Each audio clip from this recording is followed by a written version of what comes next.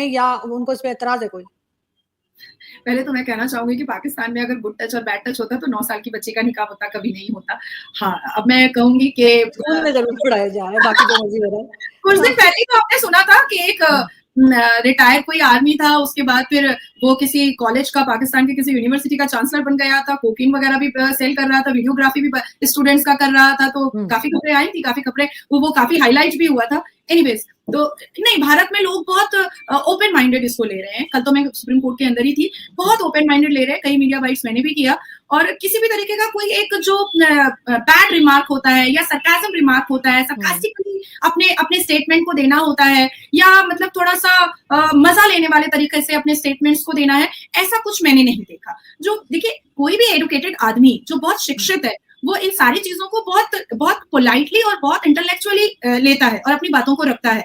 और हर इंसान जिसके पॉकेट में आधार कार्ड है भारत का, और जिसके पॉकेट में वोटर आईडी कार्ड है, जो वोट करता है, उसकी ये रिस्पॉन्सिबिलिटी भी है और उसका ये अधिकार भी है कि वो अपनी इच्छाओं को सरकार के सामने और सर्वोच्च न्यायपालिका के सामने रख सकता है। तो कोर्ट के अंदर तो आरजुदी, और कोर्ट के बाहर, और जितने भी हमारे सर्कल में, कॉन्स्टिट्यूशन क्लब में है या प्रेस क्लब में जो लोग हमारे सर्कल में आते हैं, हम लोग बहुत ओपन माइंडेड ले रहे हैं। हाँ, ये बात अगर मैं किसी मुस्लिम पाड़ा मोहल्ला में जाकर के करूंगी कि सेम सेक्स मैरिज पर बहुत हमको ब्रॉड सोचना चाहिए, तो फिर मेरा ही गुस्ताखे रसूल हो जाएगा कि ये तो मतलब कुछ भी बोली जा रही है। पर अगर इंटेलेक्चुअल तरीके से देखा जाए तो मुझे लगता है कि हर एक व्यक्ति का अधिकार है। अच्छा देखिए, मुझे एक चीज बहुत पसंद आ रही है कि अब चेंजेस भी आ रहे हैं।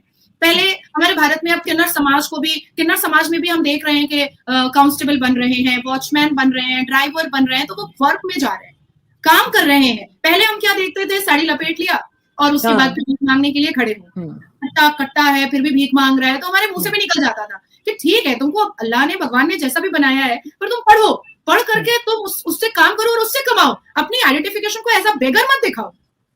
तुम्हारी आइडेंटिफिकेशन अगर किन्नर है तो एक्सेप्ट इट ना, कबूल करो कि हम किन्नर है, लेकिन हम पढ़ेंगे, हमको पढ़ने की आजादी चाहिए, हमको काम करने की आजादी चाहिए। तो भारत में कई ऐसे स्टेट हैं जहां पर किन्नर समाज को पोस्टमैन बनाया गया है, बस ड्राइवर बनाया गया है, कांस्टेबल बनाया गया है, काफी सारी चीजों पर उनको एक अधिकार दिया गया है कि वो बैठे और काम करें। तो ये भी बहुत अच्छी चीज है कि आज जो लोग सेम सेक्स मैरिज की अपील कर रहे हैं सुप्रीम कोर्ट ऑफ इंडिया में, वो लोग ये कह रहे हैं कि हम एडुकेटेड है, हम अच्छी फैमिली से आ रहे हैं, लेकिन हमको मेरी आइडेंटिफिकेशन अब खोल के बोलिए। हम और पेशेंस में या हम शेम फील करके हम अपनी आइडेंटिफिकेशन को छुपाना, हाइड नहीं करना चाहते।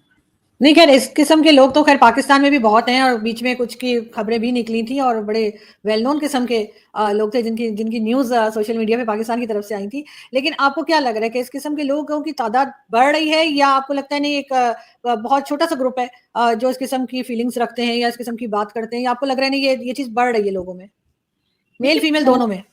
देखिए, पहले भी, अगर मैं मुस्लिम कम्युनिटी में आती हूँ, तो पहले भी तलाक हलाला और पॉलीगेमी बहुत होता था, बहुत होता था। हमने अपनी आंखों से देखा है, बहुत देखा है, आसपास देखा है। लेकिन क्या होता था कि पहले वोकल नहीं होती थी। मुस्लिम कम्युनिटी की औरतें भी पहले वोकल नहीं होती थी, बाहर नहीं जाती थी कि मेरे माँ बाप की नजर शर्म से झुक जाएगी। अगर बेटी तलाकशुदा भी है, हाँ जाएगी, ससुराल जाएगी, हर चीजों को ढका जाता था, छुपाया जाता था। अब इसके बाद मैं कहूंगी कि पहले बलात्कार की मात्रा भी बहुत थी, पर मैं जितना जानती हूँ कि मुस्लिम कम्युनिटी में बलात्कार को 70% छुपा दिया जाता था। अगर मामू ने कर दिया, चाचा ने कर दिया, या बगल के पड़ोसी ने कर दिया, तो मुस्लिम गैदरिंग वाले एरिया में उसको छुपा दिया जाता था, और कहा जाता था कि नहीं, मुस्लिम कम्युनिटी बदनाम हो जाएगी कि भाई मुसलमान ने मुसलमान लड़की का, पड़ोसी ने मुसलमान लड़की का बलात्कार कर दिया। लेकिन अब क्या हो गया, अब चीजें बहुत क्रिस्टल क्लियर हो गई हैं। नहीं, बलात्कार हुआ है, दिस इज अ क्राइम, और हमको अभी आवाज ऊंची करनी है, और हमको जस्टिस लेना है, हमको जस्टिस चाहिए।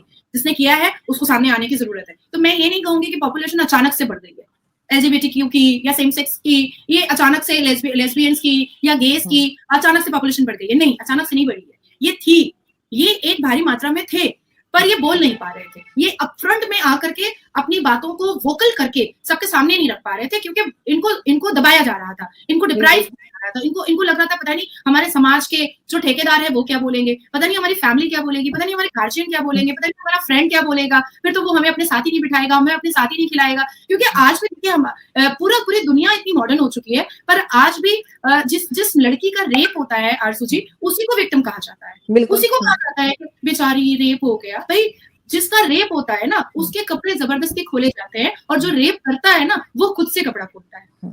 तो मेरी नजर में जिस बच्ची का या जिस औरत का रेप होता है, वो मेरी नजर में ज्यादा मजबूत है, ज्यादा स्ट्रांग है, ज्यादा वैल्यू रखती है, क्योंकि उसने उसको सह करके भी अपनी जिंदगी को आगे बढ़ाया है। और मेरी नजर में वो विक्टिम है, वो दिमागी संतुलन उसका खराब है और उसको पागल खाने में डालना चाहिए, जो जबरदस्ती अपने कपड़े खोल करके और बिना कंसेंशुअल रेप कर रहा है। तो उसी तरीके से आज ये वोकल हो गए हैं, आज ये अपफ्रंट में आकर के बात करना चाह रहे हैं, तो मुझे लगता है कि इनको स्पेस देना चाहिए और इनकी बातों को सुनना चाहिए, जैसे सर्वोच्च न्यायपालिका ने सुना, the honourable supreme court of India ने सुना, हेयरिंग हुई है, क्रॉस एग्जामिन हुआ है, पिटिशंस पढ़े गए हैं, सप्लीमेंट्री पिटिशंस दायर हुए हैं, सारे ग्राउंड्स को देखे गए हैं, सारे तथ्यों को, सारे बुलेट पॉइंट्स को बजाते पढ़ करके सुनाया गया है। दोनों तरफ के वकीलों ने, काउंसिल्स ने अपने सबमिशंस को बहुत लंबे चौड़े तरीके से तफसील से रखा है और निर्णय सर्वोच्च न्यायपालिका ने पार्लियामेंट को दिया है। और मुझे लगता है कि आने वाले सेशन में या अभी लोकसभा इलेक्शन है उसके बाद जो भी सरकार आएगी उसको इस बात पर जरूर गौर करना चाहिए और एक भारी मात्रा में जो लोग बहुत जमाने से डिप्राइव होकर रखे हुए हैं, अपने आप को, अपनी सेल्फ आइडेंटिफिकेशन को छुपा कर रखे हुए हैं, उनको खुल करके सामने आना चाहिए क्योंकि वो भी वोट करते हैं। बिल्कुल, लेकिन अब तो ये जब इलेक्शंस हो जाएंगे जो कि नेक्स्ट ईयर है आपके यहाँ, उसके बाद ही जो पार्लियामेंट आएगी शायद वही अब डिसाइड कर सकेगी कि उन्होंने क्या डिसीजन लेना है, इनको परमिशन देनी है या नहीं देनी है, क्योंकि उससे पहले तो बहुत शॉर्ट टाइम है कि जिसमें कोई भी पार्लियामेंट कुछ सोच सके। 13-14 दिन पार्लियामेंट सेशन चलेगा, विंटर सेशन का, सो आई डोंट थिंक कि उस पर ये मुद्दा उठेगा या उठाना चाहिए अभी, क्योंकि अभी बहुत क्रूशियल मोमेंट है, 24 में इलेक्शन है, 6-7 महीने ही बचे हैं इलेक्शन के लिए।